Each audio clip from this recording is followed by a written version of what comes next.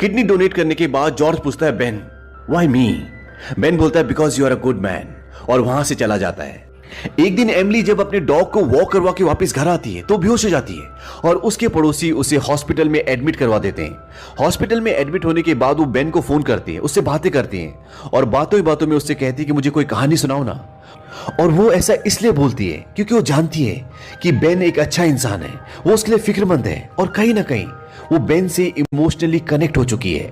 अब बेन उसे फोन पर कहानी सुनाना शुरू करता है और वो कहानी सुनाते सुनाते हॉस्पिटल पहुंच जाता है और वो देखता है कि एमिली सो चुकी है और बेन चेयर पर बैठकर उसे देखते देखते सो जाता है।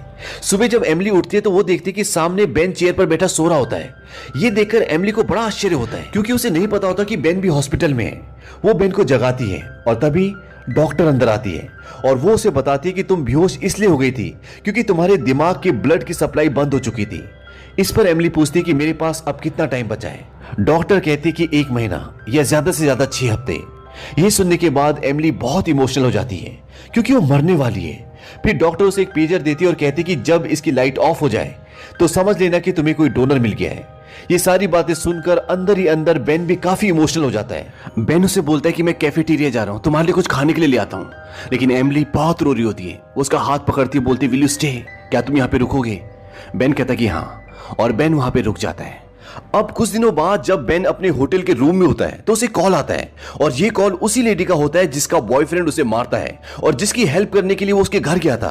इसके बाद वो बेन से मिलने आती है। फिर बेन उसे बोलता है कि तुम्हारे बच्चे बहुत मासूम हैं और वो अच्छी जिंदगी डिजर्व करते हैं और तुम्हें नई जिंदगी की शुरुआत करनी चाहिए थी। और वो उसे एक एनवेलप देता है, चाबी देता है और उसे कहता है कि तुम इस पते पे जाओ और अपनी जिंदगी की नई शुरुआत करो। और जब वो वहां पे पहुंचती है तो वो देखती है कि समंदर के किनारे एक आलीशान घर